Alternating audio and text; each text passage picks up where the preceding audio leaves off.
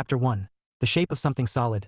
Jeff Olsen had always believed that the best things in life didn't announce themselves. They didn't arrive with fireworks or dramatic speeches or sweeping gestures that made strangers stop and stare. The best things arrived quietly. They settled in. They made coffee in the morning and remembered to replace the toilet paper roll instead of leaving the cardboard tube like a crime scene. That was how his relationship with Nancy Tyler felt. Solid. Unassuming. Real. At 34, Jeff had dated enough to know the difference between excitement and stability. He'd chased the former in his 20s and woken up confused, tired, and occasionally locked out of his own apartment. Nancy was different. With her, the future didn't feel like a gamble. It felt like a plan slowly being written in pencil, erasable, flexible, but intentional. They'd been together just shy of 2 years. Long enough to stop impressing each other and start trusting each other. Long enough that Jeff had a toothbrush at her place and knew which mug was hers. The blue one with the chipped rim she refused to throw out because Caprice had painted it at a school fundraiser. Caprice. That was the variable. The complication. The part of the equation Jeff never pretended was simple. Caprice was 8 years old, whip-smart, emotionally perceptive in that dangerous way children often were, and deeply loyal to both of her parents even when she didn't know how to express it properly. Jeff liked her. More than liked her, actually. He enjoyed her blunt observations, her tendency to ask questions that adults avoided, her habit of narrating her own actions while doing homework like a sports commentator. But liking her didn't give him a claim on her. Jeff had been clear from the beginning, clear with Nancy, clear with himself. He was not a replacement father. He never would be. He respected the title too much. He respected her actual father too much. The man only saw his daughter every other week. Jeff hated that for him. Hated it in a way that surprised people when he admitted it, especially given how openly the ex-husband despised him. The divorce had been ugly. Jeff didn't know the details and didn't ask. Some things were private by right, not by secrecy. He trusted Nancy enough to let the past stay where it belonged. Still, resentment had a way of leaking through the cracks. The ex-husband, Mark, was convinced Jeff was trying to take his place. No amount of reassurance seemed to change that. Jeff understood intellectually. Fear made people defensive. Pride made them blind. But understanding didn't make it less frustrating. What made it worse was that Jeff genuinely admired the man, at least in the abstract. Any parent who fought to stay in their kid's life, even under bad circumstances, deserved respect. That was why the comment hit him so hard. It happened on a Tuesday afternoon while Caprice was sprawled across the living room floor, math worksheet half finished, sneakers still on despite Nancy's constant reminders. Jeff was at the dining table pretending to read emails while actually trying to decode a spreadsheet that refused to make sense. Caprice was on a video call with one of her friends, pencil tapping against her chin. "My dad wouldn't get this," she said casually, not looking up. "He never knows what I'm doing anyway." Jeff's fingers stilled on the keyboard. Nancy was in the kitchen, back turned, humming as she rinsed dishes. She hadn't heard it. Caprice's friend laughed and said something indistinct. The moment passed, light and careless. But Jeff felt something inside him give way. It wasn't anger. It wasn't judgment. It was grief. Because he knew that wasn't true, not in the way Caprice meant it, and because he suspected it wasn't entirely her fault that she thought it was. That night, after Caprice was in bed and the apartment had settled into its usual quiet, Jeff brought it up. He didn't accuse. He didn't dramatize. He simply said, "She said something today that stuck with me." Nancy looked up from the couch, concern already creasing her forehead. "What kind of something?" He told her, word for word. No embellishment. Nancy exhaled slowly, rubbing her temples. "That's not great. I don't think she meant it the way it sounded," Jeff said quickly. "But I think she's missing something she doesn't know how to name." Nancy nodded. "Mark doesn't talk about his struggles. He never has. He thinks shielding her means pretending everything's fine." Jeff hesitated, then said, "I'd like to take her out Saturday. Just us. Lunch. Ice cream. No lectures. Just talk." Nancy studied him for a long moment. Finally, she smiled. "That's really sweet. I don't want to overstep." "You're not," she said. "You're being you." Saturday morning came bright and cold. The kind of day that promised winter was losing its grip but hadn't quite admitted defeat yet. Caprice bounced down the stairs in mismatched socks, grinning. "Where are we going?" Jeff grabbed his keys. "Ice cream first. It's not even noon." "Life is short," he said solemnly.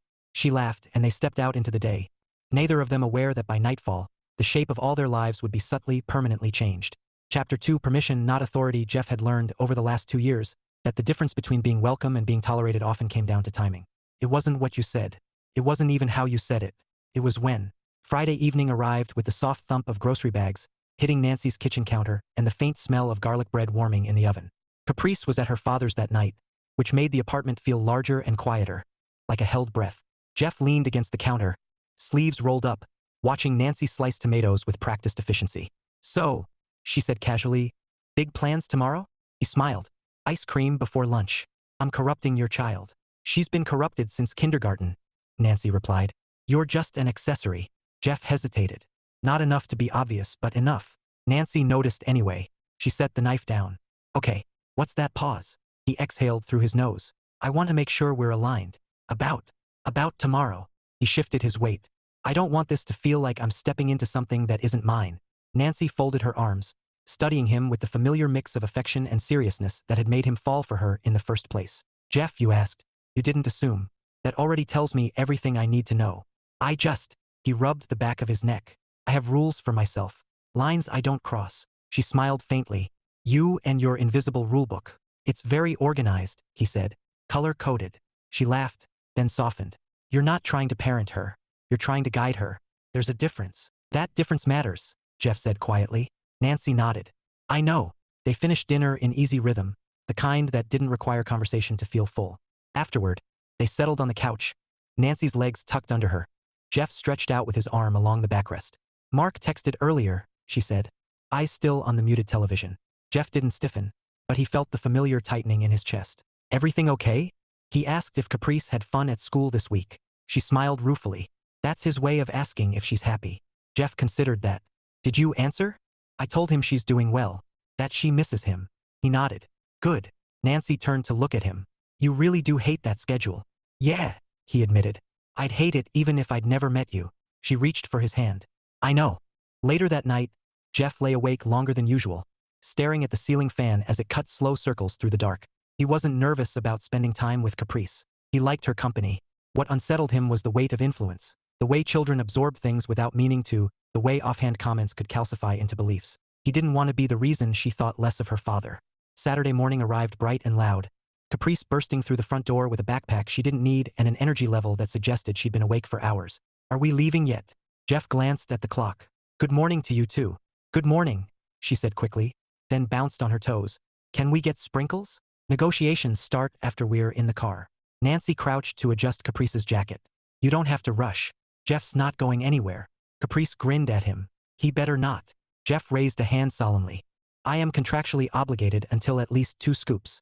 The drive to the ice cream shop was filled with chatter school gossip, a detailed explanation of why penguins were objectively superior to all other animals, and a spirited debate about whether math should be optional on weekends. Jeff listened more than he spoke. He always did. They walked in just after opening, the smell of sugar and waffle cones hanging thick in the air. Caprice pressed her nose to the glass, eyes wide. I want chocolate, she declared, then paused. With strawberry and caramel. And maybe, start with 2, Jeff said gently. She sighed dramatically. Adults ruin everything. They sat at a small table by the window, sunlight pooling around them. Caprice swung her legs, humming between bites. Jeff waited. He didn't rush into the questions. He let the sugar do its work, let the comfort settle. How's school really? He asked eventually. She shrugged. Fine. That means not fine. She smiled, caught. Mrs. Adler gives too much homework. Valid criticism. And Ethan cheats at spelling. Less valid, but noted. She giggled, then grew thoughtful. Do you like living with my mom? Jeff met her eyes. I like being with your mom. That wasn't the question. He smiled. Yes, I do. She nodded, processing. I like it too. A pause stretched between them, delicate as glass. I wish you were my dad, she said suddenly. The words landed hard. Jeff didn't react right away. He let the silence breathe. Caprice, he said finally, voice calm. That's a big thing to say. She shrugged, suddenly unsure. I just mean you're here, and you help, and you don't get mad. He leaned forward slightly. Your dad loves you. I know. He works really hard to be in your life. She picked at the edge of her cup. I don't see him much. I know, Jeff said. And that's not because he doesn't want to. She frowned. Then why? Jeff chose his words carefully. Because sometimes grown-ups make decisions that don't turn out the way they hope. And sometimes pride gets in the way of explaining things. She was quiet. You only get 2 parents, he continued softly. And when they're gone forever. That's why they matter. Even when it's complicated. She looked up at him, eyes shiny. You wouldn't be my dad if you married my mom? He smiled gently. I could be your friend. And if that happened, I'd be your stepdad. But that's not the same thing. Your dad already earned that title. She sniffed. I didn't know. That's okay, he said. You weren't supposed to. They left the shop quietly, the mood shifted but not heavy. Thoughtful. Jeff drove without music, taking a turn Caprice didn't recognize. Where are we going? You'll see. The warehouse sat squat and gray against the sky, Doors rolled open to reveal rows of shelves and the echo of movement inside. They stood across the street. Caprice spotted him first. Her father was mopping the concrete floor, movements efficient, expression focused. No smiles. No wasted motion. Jeff knelt beside her. That's what it looks like when someone does something they don't love for someone they do. Her breath hitched. He didn't say anything else. When he finally spoke, it was only to say, "Go give him a hug." She was already moving. And Jeff stayed where he was, watching, knowing that some lessons didn't belong to him, but he could still help make space for them. Chapter 3 lines drawn in plain sight. Jeff waited by the car longer than he expected to. At first, it was intentional. He leaned against the driver's door, arms folded, eyes on the cracked asphalt, giving Caprice and her father space. That moment wasn't his. It never had been. Even now, after everything that had led them here, Jeff believed that some bonds deserved privacy simply by existing. But time stretched. He could hear muffled voices through the open warehouse door. A laugh, surprised, almost disbelieving. Then the sound of footsteps, uneven and quick, followed by a sharp intake of breath that carried more emotion than words ever could. Jeff looked up. Caprice was still clinging to her father, her face buried against his chest. The man, Mark, Jeff reminded himself, had gone still, one hand hovering awkwardly in the air before settling on his daughter's back like he was afraid she might disappear if he moved too fast. Mark's eyes lifted. They landed on Jeff. The warmth on his face vanished almost instantly, replaced by something guarded and hard. His shoulders squared. His posture shifted, not aggressive exactly, but defensive in the way men became when they believed something precious was under threat. Jeff pushed off the car and walked over, slow and deliberate, hands visible, posture relaxed. He'd learned long ago that body language often spoke louder than intention. "Hey," Mark said, voice tight. "What's going on?" Caprice pulled back slightly, wiping her face with the sleeve of her jacket. "Daddy, I just wanted to—" "It's okay," Jeff said gently, stopping a few feet away. "She wanted to say hi." Mark's jaw worked. "And you thought this was appropriate?" Jeff nodded once. "I thought it was necessary." That didn't help. Mark looked down at his daughter. "Sweetheart, why don't you grab your bag and wait inside for a minute?" She hesitated, eyes flicking between them. "It's okay," Jeff said again, offering a small smile. "I'll be right here." Caprice nodded and shuffled toward the break room, glancing back twice before disappearing through the doorway. Silence settled between the two men, thick with everything they'd never said to each other. Mark broke it first. "You don't get to make decisions about my kid." Jeff didn't flinch. "You're right." That threw him. "I don't," Jeff continued. "And I don't want to. That's actually why we're standing here." Mark let out a humorless laugh. "You've got a funny way of showing it." Jeff nodded. "I probably do. But I'm not here to argue with you." "Then why are you here?" Jeff gestured toward the warehouse. "Because she didn't understand what you were giving up. And because I couldn't let her think less of you." Mark stared at him, incredulous. "You expect me to believe that?" "I expect you to hear it," Jeff said calmly. "Believing it's up to you." Mark crossed his arms. "You think I don't know what she's been saying?" Jeff shook his head. "I think you know she's hurting. And I think you don't want her to see you struggle." Something flickered in Mark's eyes. Gone just as quickly. "That's not your business." "No," Jeff agreed. "But the result is." They stood there, the hum of fluorescent lights buzzing overhead, the smell of industrial cleaner sharp in the air. Jeff took a breath. "I need you to understand something. I take the titles Mom and Dad seriously. Almost unreasonably so." Mark snorted. "That's rich." Jeff smiled faintly. "I won't even call my in-laws Mom and Dad. I already have one of each, and they earned it by keeping me alive through childhood." Despite himself, Mark huffed out a short laugh. Jeff seized the opening. "I'm not trying to take your place. I never have been. I've said that from day one, whether you believed me or not." Mark's shoulders loosened just a fraction. "Then why does it feel like you're everywhere?"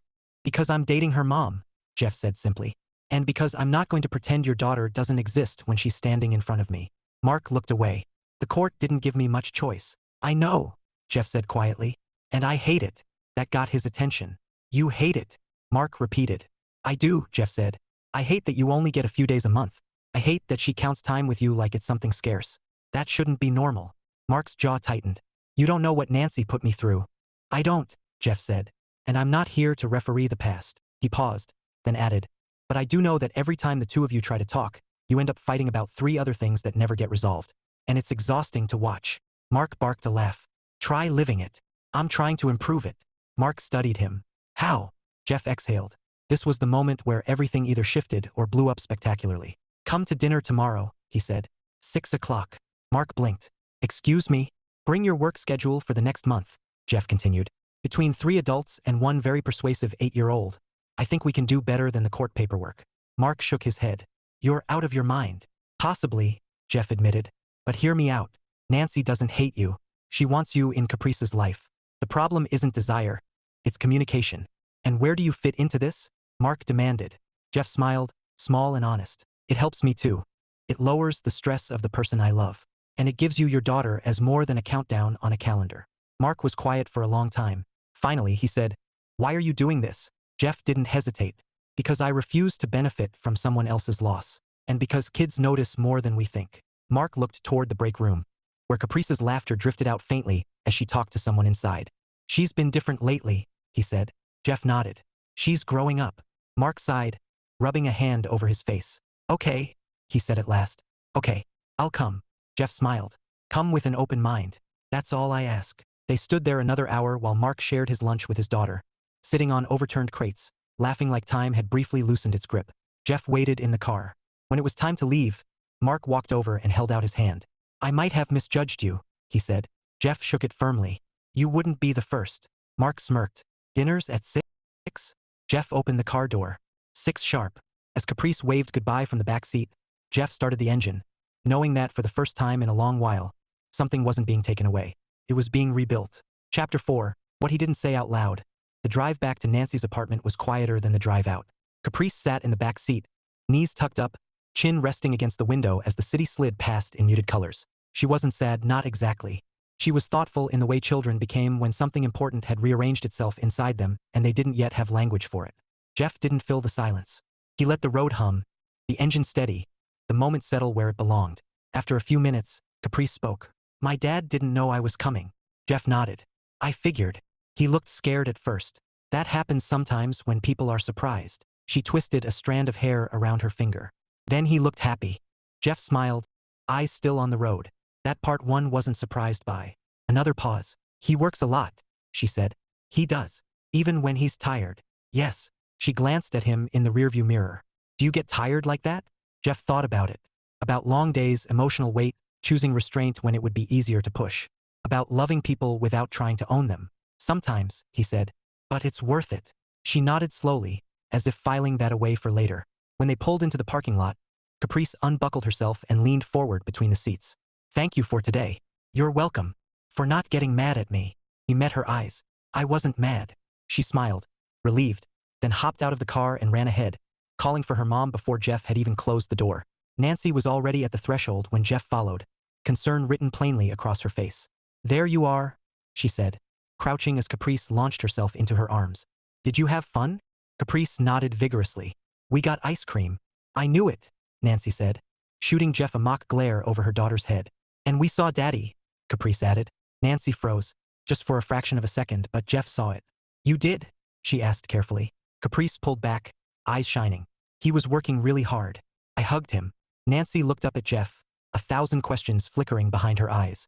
"We'll talk later," he said softly. Caprice kissed her mom's cheek and scampered off toward her room, humming under her breath. The apartment fell quiet again, the door clicking shut behind them. Nancy crossed her arms, leaning back against the wall. "Okay," she said. "Start talking." Jeff told her everything. Not defensively, not dramatically, just plainly, from the comment at the homework table to the ice cream shop, the wish Caprice hadn't known how heavy it was, the warehouse, the hug, the conversation with Mark. Nancy listened without interrupting, her expression shifting from surprise to concern to something deeper and harder to name. "You took her to see him work," she said slowly. "Yes." "And you talked to Mark." "Yes." "And you invited him to dinner." "Yes." She stared at him. Jeff braced himself. "I know that part might feel," Nancy laughed. Not a sharp laugh. Not an angry one. A disbelieving, breathless laugh that made her cover her mouth and shake her head. "I leave you alone with my kid for one afternoon," she said. "And you rewrite our entire co-parenting dynamic." "I didn't rewrite anything," Jeff said. "I just underlined some things." Her laughter faded, replaced by something softer. She walked toward him, stopping a foot away. "You didn't have to do any of that," she said quietly. "I wanted to. You could have ignored the comment. You could have told me and let me handle it." "I could have," he agreed. "But it felt wrong to leave it alone." Nancy studied him. "You realize how much emotional labor you took on today." He shrugged. "It didn't feel like labor." "That's because you don't count it when it doesn't belong to you." The words landed gently, but they landed. Jeff opened his mouth, then closed it again. Nancy reached out, resting her hand on his chest. "You're carrying things you don't talk about." "I talk," he said. "I just don't complain." She smiled sadly. Same difference. They stood there for a moment, the weight of the day pressing in around them. Mark really agreed to come? She asked. He did. Do you think he'll actually show up? Yes. She raised an eyebrow. You're very confident. Jeff smiled faintly. He loves his daughter more than he hates me. Nancy exhaled. That's probably true. Later that night, after Caprice was asleep, Nancy sat at the kitchen table with a cup of tea she'd forgotten to drink. Jeff leaned against the counter across from her, arms folded, watching her stare into the steam. I should have done more, she said suddenly. Jeff frowned. About what? About helping Caprice understand her dad. About helping Mark feel less replaced. You didn't replace him, Jeff said. I know, but I didn't stop the fear from growing either. Jeff considered that. Fear grows best in silence. She looked up at him. And you hate silence when it lets people get hurt. He smiled ruefully. You're not wrong. Nancy shook her head. You know what scares me? What? That you're this good at navigating all of this, and I don't know what it costs you. Jeff hesitated. It costs me restraint, he said finally, and patience, and sometimes pride. She waited. And sometimes, he added, it costs me the chance to be the hero, which I'm okay with. Nancy's eyes softened. You don't want credit. I want stability, he said. For all of us. She reached across the table and took his hand. I love you. He smiled. I know. She squeezed his fingers. No. I see you. And I love you. Jeff swallowed. That helps. Sunday arrived with the nervous energy of an impending storm. Nancy cleaned the apartment like someone preparing for an inspection. Caprice hovered, excited and anxious in equal measure. Is Daddy really coming? Yes, Nancy said. For dinner. Is Jeff cooking? Jeff looked up from the stove. That depends. Do you value your life? Caprice giggled. At 5:30, Jeff set the table with deliberate care. Not fancy, just intentional. At 5:58, there was a knock at the door. Nancy froze. Jeff wiped his hands on a towel and smiled. That'll be him. She took a breath. Okay. Jeff opened the door. Mark stood there, holding a folded piece of paper and wearing the expression of a man stepping into unknown territory without armor. 6 o'clock, Jeff said. Right on time. Mark nodded. You said come with an open mind. Jeff stepped aside. That's still the only requirement. As Mark crossed the threshold, Caprice ran toward him, and Nancy watched, heart pounding, as three adults stood on the edge of something new, uncertain, and strangely hopeful. And Jeff, for the first time, wondered whether honoring fatherhood didn't mean standing outside the family circle, but helping it widen. Chapter 5. Dinner with an exit strategy. Mark arrived empty-handed except for the folded paper in his jacket pocket, and the look of a man who'd already planned 3 different ways to leave early. Jeff noticed both immediately. Kitchen's this way, Jeff said easily, stepping aside. Coat can go on the chair. We're informal but not chaotic. Mark glanced around the apartment like he expected it to bite him. Good to know. Caprice appeared from the hallway at a dead run. Daddy! Mark barely had time to brace before she wrapped herself around his middle, nearly knocking the breath out of him. Hey! He laughed, genuine surprise in it. Easy, kiddo. Nancy hovered a few feet away, hands twisting together, watching them with a cautious expression she didn't bother hiding. Hi, Mark, she said. Hi, Nancy. There was history in those 2 words. Not sharp, not kind, just heavy. Jeff cleared his throat. Okay, ground rules. All 3 adults turned to him. No refereeing past arguments. No re-litigation of the divorce. If anyone feels overwhelmed, you are allowed to ask for a pause. Caprice eats first. Adults survive second. Caprice saluted. I can do that. Mark snorted before he could stop himself. You always run meetings like this? Jeff smiled. Only the important ones. They moved to the table, Caprice taking the seat between her parents without hesitation, as if daring the universe to object. Jeff took the opposite end, intentionally not inserting himself into the triangle. Dinner began cautiously. Too cautiously. Nancy commented on the chicken. Mark said it smelled good. Caprice announced she had a spelling test on Thursday. Jeff poured water and let the rhythm build. So, Mark said eventually, tapping the folded paper against the table. You wanted to see my schedule. Jeff nodded. But not like a negotiation. Mark raised an eyebrow. Then like what? Like a puzzle, Jeff said. We're not fighting over pieces. We're trying to make the picture clearer. Caprice leaned forward. I like puzzles. Nancy smiled at her. We know. Mark unfolded the paper, smoothing it flat. Weekends are unpredictable. Warehouse work comes in waves. Jeff studied the page. What about Wednesday evenings? Mark blinked. What about them? You're off by 6, Jeff said. Caprice finishes homework by 7 on most nights. Nancy's eyes widened slightly. That's true. Mark frowned. The court didn't. I know what the court didn't do, Jeff said gently. I'm asking what we can. Mark looked between them. You'd be okay with that? Nancy hesitated, then nodded. I would. Caprice's fork paused mid-air. Really? Yes, Nancy said. Really? Mark swallowed. Every Wednesday? Let's start with 2 a month, Jeff suggested. Build consistency without pressure. Mark considered that. I could do that. Good, Jeff said. Now Sundays. The conversation shifted, not magically, not perfectly, but steadily. Schedules overlapped. Compromises emerged. Jeff guided without commanding, redirected without correcting. At one point, Mark caught himself laughing. He froze, then shook his head. This feels weird.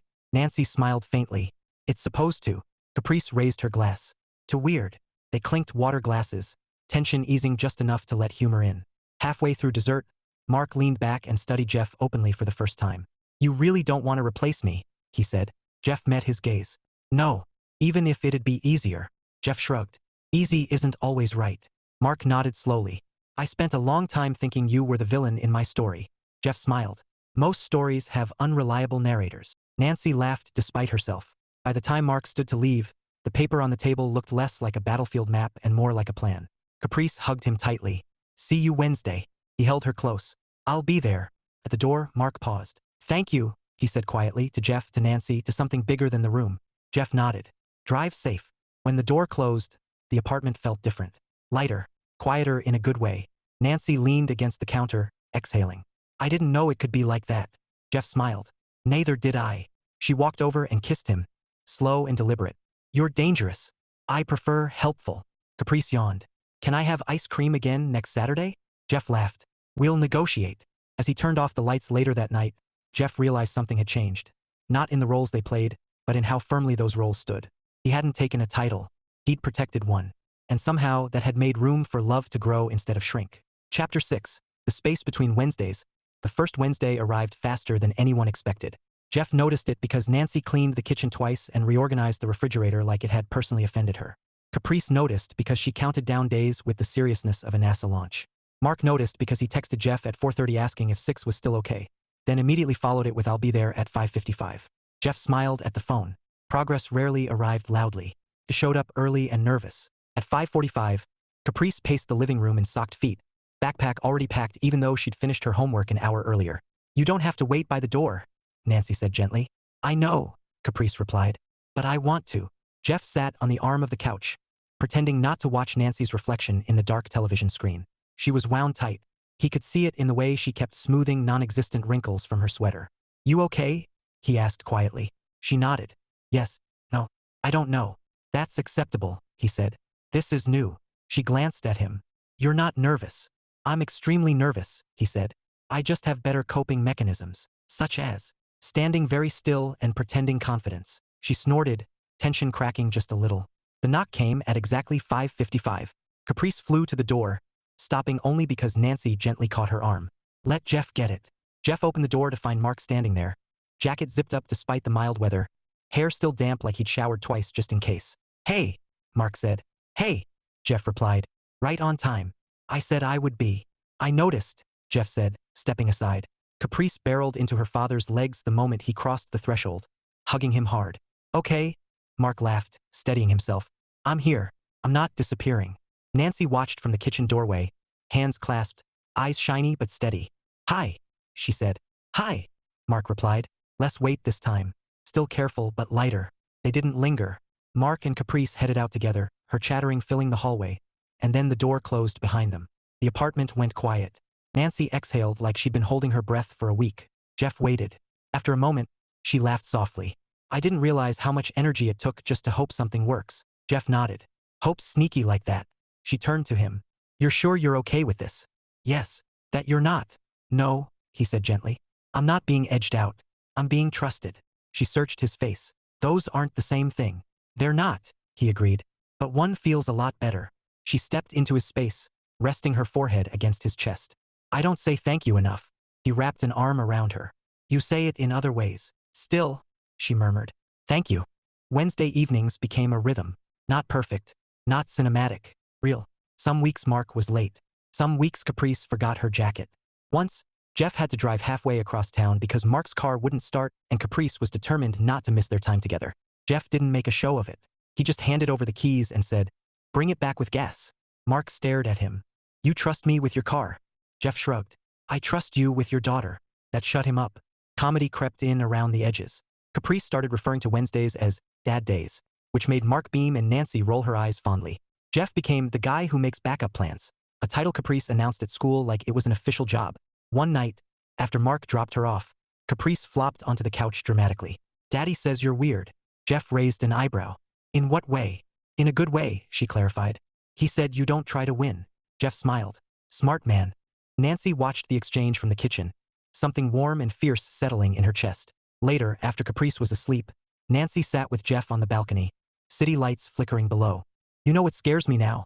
She asked. What? That this works. He turned to her. That's a good thing. It is, she said. But it means I have to let go of the idea that conflict is inevitable. Jeff considered that. Peace can be unsettling if you're not used to it. She laughed softly. You're very wise for a man who once tried to microwave a fork. Growth, he said solemnly. She leaned into him. I love watching you with her. With Caprice. With both of them, she corrected. You don't posture. You don't compete. You just hold space. Jeff looked out at the city. I learned a long time ago that love isn't louder when it's truer. She was quiet for a moment. Do you ever want more? He met her eyes. From you? No, she said quickly. From the situation. Jeff thought carefully. I want what lasts. Titles come later, if they come at all. Nancy swallowed. If Caprice ever asks, I'll tell her the same thing, he said. That love doesn't erase where you come from. It builds on it. She smiled. You'd make a good. She stopped herself. Jeff didn't push. That was his gift. Knowing when not to fill the space. Weeks passed. The schedule held. Stress eased. Laughter returned in places it had been missing. One Sunday afternoon, Mark stayed longer than usual, sitting at the table while Caprice drew pictures between them. She's happier, he said quietly to Nancy. Nancy nodded. She is. Mark glanced at Jeff. You're good for them. Jeff smiled. I try to be good with them. Mark considered that. That too. When he left, Nancy turned to Jeff, eyes bright. This is working. Jeff nodded. Because everyone's choosing it. She stepped closer. What if I want to choose you more openly? His breath caught. What do you mean?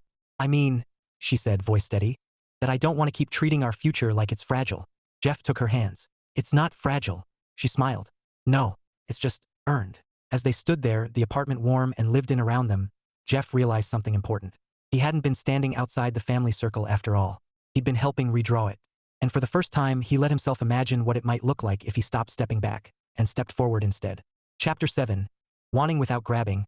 Jeff didn't realize how much he'd been holding back until he wasn't anymore. It happened on an ordinary Thursday evening, the kind that used to pass without distinction.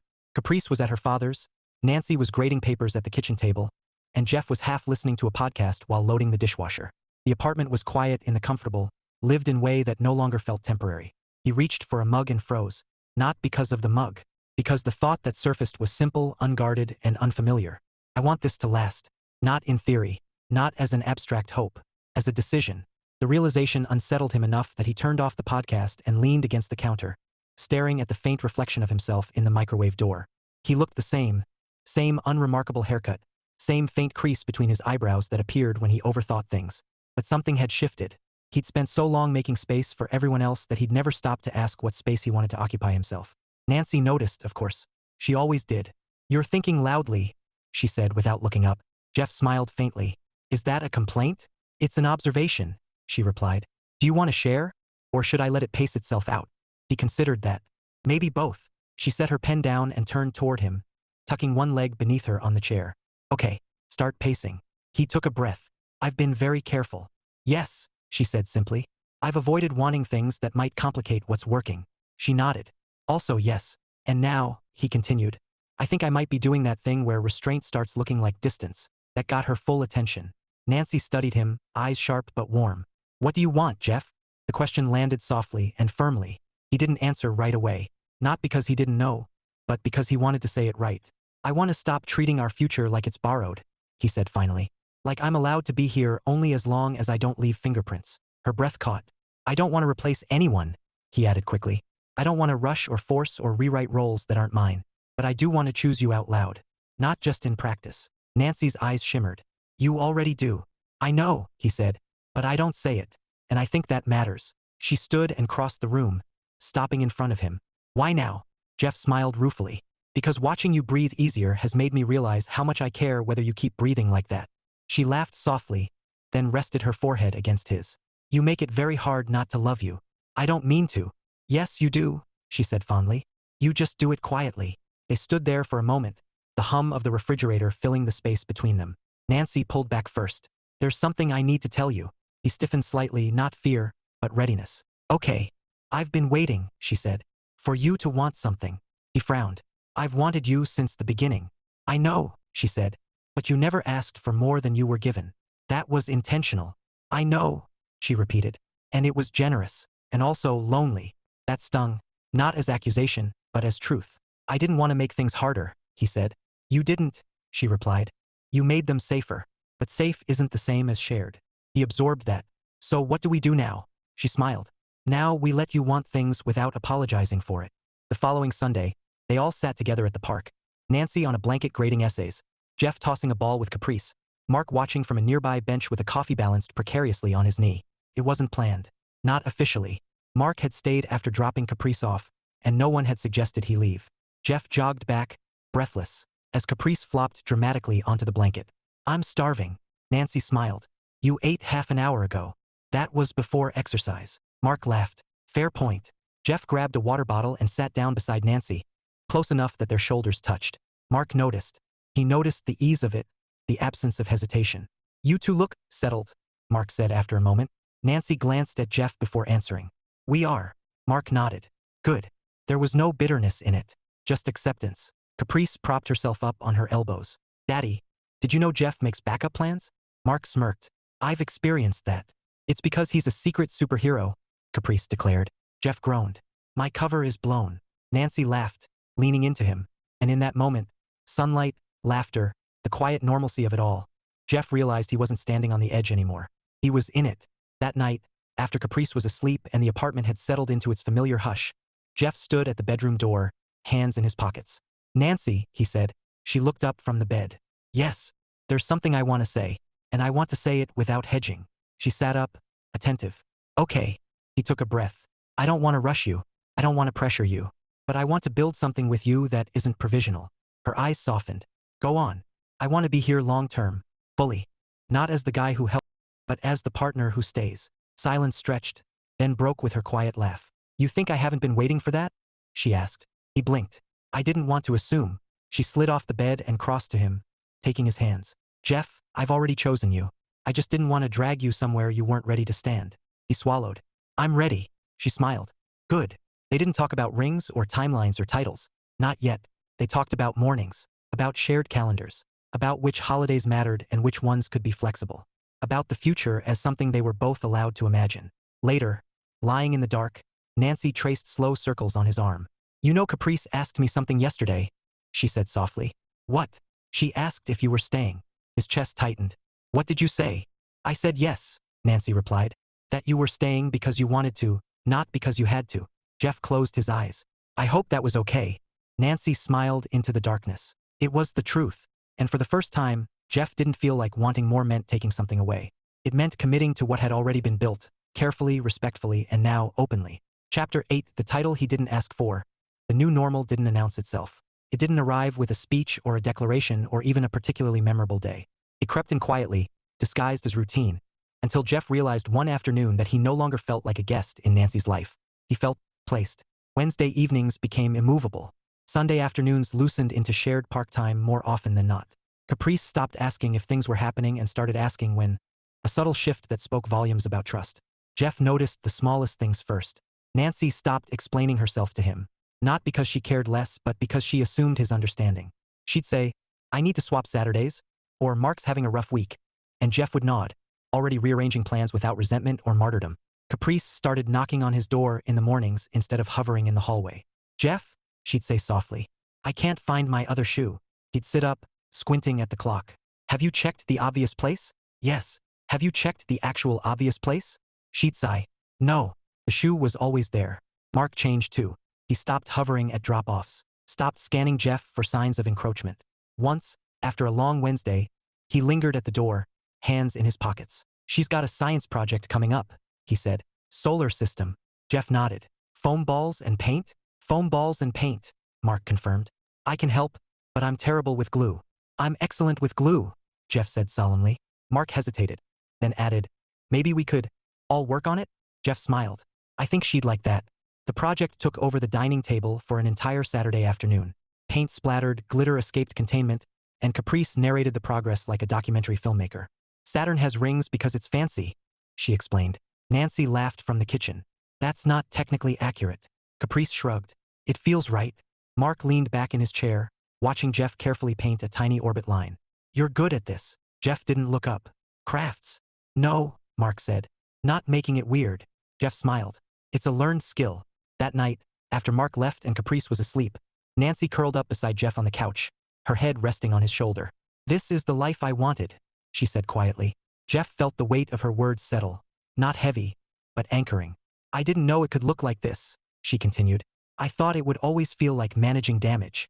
Jeff kissed the top of her head. Sometimes it's just managing growth. A week later, Caprice brought home her science project with a bright red A taped to the top. I told them I had a whole team, she announced proudly. Nancy smiled. That's great, sweetheart. Caprice looked at Jeff, eyes earnest. I told them my dad helped, and my mom, and you. Jeff paused. You did, she nodded. Because you're part of it. He didn't correct her, didn't redefine or reframe. He just smiled. Thanks. Later that evening, while they cleaned up dinner, Caprice hovered near Jeff, unusually quiet. What's up? He asked. She shifted from foot to foot. I know you're not my dad. Jeff nodded. I know you know. But you're staying, she said. Yes. And you care. Yes. She took a breath. So what do I call you? The question was small, but it wasn't. Jeff knelt so they were eye level. You call me Jeff. She frowned. That feels incomplete. He smiled gently. Then you can call me what feels right, as long as it's honest. She considered that. Can I call you my Jeff? His throat tightened. You can. She grinned and ran off, satisfied. Jeff stayed there for a moment longer than necessary, letting the feeling pass through him without trying to name it. Nancy watched from the doorway, eyes soft. You okay? He nodded. Yeah, just aware. She walked over and laced her fingers through his. You didn't ask for that. No, he said. But I'm not afraid of it either. She smiled. That's why it works. Sunday evening arrived with golden light slanting through the windows. Mark stopped by to drop Caprice off, lingering as usual. She's got a recital next month, he said. Saturday morning. Nancy nodded. We'll be there. Mark looked at Jeff. You too. Jeff smiled. If that's okay. Mark nodded without hesitation. Yeah, it is. As Mark turned to leave, he paused. Hey, Jeff. Jeff looked up. Thank you, Mark said simply. Jeff nodded. You're welcome. When the door closed, Caprice tugged on Jeff's sleeve. Do you think people choose family? Jeff thought about it. I think they choose how they show up. She smiled. Then I'm glad you chose us. That night, as Jeff lay beside Nancy, listening to the steady rhythm of the apartment, he realized something profound. He hadn't lost himself by being careful. He'd found himself by being intentional. And somewhere along the way, without demanding it, without claiming it, he'd been given something far more meaningful than a title. He'd been trusted. Chapter 9. What Endures? The recital took place on a Saturday morning that smelled faintly of floor polish and instant coffee. Jeff arrived early, not out of nerves but habit. He found seats halfway back, close enough to see Caprice's expressions but far enough to let the moment belong to her. Nancy slid in beside him a minute later, hair still damp, clutching a program she hadn't looked at yet. She insisted on the blue ribbon, Nancy whispered. Said it made her feel brave. Jeff smiled.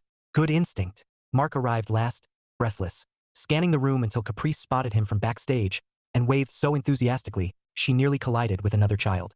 He took the seat on Jeff's other side without ceremony, nodding once in greeting. No tension, no hesitation, just proximity. The recital itself was chaotic in the way only children's performances could be. Off-key notes, missteps, dramatic bows that lasted too long. Jeff laughed when Nancy laughed, clapped when Mark clapped, felt something warm settle in his chest that had nothing to do with pride and everything to do with presence. Caprice played her piece with fierce concentration, tongue pressed against her teeth, hands moving with practiced confidence. When she finished, she bowed too deeply and nearly toppled off the bench. The applause was thunderous anyway.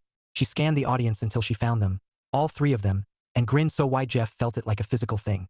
Afterward, the lobby filled with parents and noise and the rustle of programs being folded and discarded.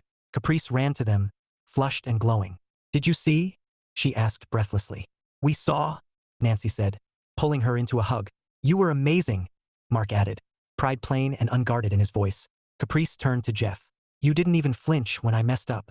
Jeff smiled. Because you didn't. She considered that, then nodded. Yeah, I didn't. They went out for lunch afterward, not planned, just inevitable. A diner with sticky tables and too many options. Caprice sat between her parents again, recounting every detail, embellishing freely. Jeff watched the two of them listen to her, really listen, and felt a familiar urge to step back. He didn't. He stayed where he was, sipping coffee, contributing when it felt right, quiet when it didn't. At one point, Mark leaned over. "You know," he said, voice low, "I used to think you were temporary." Jeff nodded. "That makes sense. I don't anymore." Jeff met his gaze. "Neither do I." Mark smiled faintly. "Good." That afternoon, after Caprice went to a birthday party, Jeff and Nancy walked home together, hands brushing but not quite touching. "You okay?" she asked. He nodded. "Just full." She laughed. "That's allowed." They stopped at the park, sitting on a bench worn smooth by time and repetition. Children ran past them, laughter sharp and bright in the air. Nancy turned to him. "I want to ask you something." He looked at her. "Okay. Do you feel like you've given something up?" The question surprised him. He thought about it carefully. "No," he said finally. "I feel like I chose something instead." She smiled. "Good." They sat in comfortable silence until the sun dipped lower, shadows stretching long across the grass. That night, after Caprice was asleep, Jeff stood in the kitchen, hands resting on the counter, heart steady but intent. "Nancy," he said. She looked up from the sink. "Yes. I want to talk about the future," he said. "Not in abstractions." She turned fully toward him. "I'm listening. I don't need a rush," he continued. "But I want to make plans that assume I'm staying. That we're staying." Her eyes softened. "You are." "I know," he said. "I just want to say it out loud." She stepped closer, resting her hands on his arms. "Then say it." "I'm here," he said simply. "For the long haul. For the work and the joy and the complicated parts." She smiled, eyes bright. "So am I." They didn't mark the moment with anything dramatic. No speeches. No declarations meant for an audience. They went to bed. Weeks later, Caprice brought home a form from school, an emergency contact list. She sat at the table, pencil poised, chewing on the eraser. "Mom." "Yes." "Can I put Jeff?" Nancy glanced at Jeff. He waited. "Yes," Nancy said. "You can." Caprice wrote his name carefully, then looked up. "Is that okay?" Jeff smiled. "It's an honor." She nodded, satisfied, and returned to her work. Later, Mark texted Jeff a photo of the completed list. "Looks official," the message read. Jeff replied with a thumbs up and a smile. That evening, as Jeff locked the door and turned off the lights, Nancy leaned against him, warm and familiar. "You know," she said, "you never asked for a title." Jeff shrugged. "I didn't need one." She smiled. "You earned something better." He thought about that as they settled into bed, the apartment quiet around them, the future no longer something to tiptoe around. He hadn't replaced anyone. He hadn't taken anything that wasn't freely given. He'd shown up. He'd stayed. He'd chosen respect when it would have been easier to claim ground. And in doing so, he'd found his place. Not as a stand-in, not as an afterthought, but as someone trusted to remain. That, Jeff realized, was the kind of love that lasted. Not because it demanded space, but because it made room. Epilogue: the quiet proof, the photo on the refrigerator wasn't framed. It was held there by a red magnet shaped like a ladybug, and a blue one that advertised a plumber Jeff had never called. The picture itself was slightly crooked, printed on cheap glossy paper, edges curling from repeated exposure to humidity and fingerprints. Jeff liked it that way. In the photo, Caprice stood between him and Nancy, missing tooth on full display, arms thrown wide like she just won something enormous. Nancy was laughing mid-blink. Jeff looked caught off guard, one hand half raised as if he'd been about to say something and decided not to. Mark had taken the picture. It was from a Sunday afternoon months after the recital, after the schedules had settled into something reliable and the tension had become a memory rather than a reflex. A picnic that hadn't been planned and hadn't needed to be. Jeff stood in the kitchen now, coffee cooling in his mug, studying the photo while the apartment slowly woke around him. The dishwasher hummed. Sunlight edged its way across the counter. From down the hall, Caprice's voice drifted out. "Mom, where's my hoodie?" "In the dryer," Nancy called back. "Unless you left it at your dad's." A pause. "I might have." Jeff smiled. Nancy came into the kitchen, tying her hair back. "Morning." "Morning," he said. She glanced at the fridge, then at him. "You're thinking again." "Observing," he corrected. "Thinking implies worry." She leaned against the counter beside him. "And what are you observing?" "That we're late," he said. "And somehow not stressed about it." She laughed softly. "Growth." Caprice skidded into the room, already wearing a jacket she didn't need. "Daddy's picking me up after school today." Nancy nodded. "I know." Caprice turned to Jeff. "You're coming to dinner, right?" Jeff didn't hesitate. "If I'm invited." "You're always invited," she said matter-of-factly, then paused. "Unless it's spaghetti. Daddy burns it." "Hey!" Mark called from the phone speaker on the counter. "I heard that." Jeff chuckled. "She's not wrong." Mark's voice came through warm, familiar. You driving, Jeff? Yeah.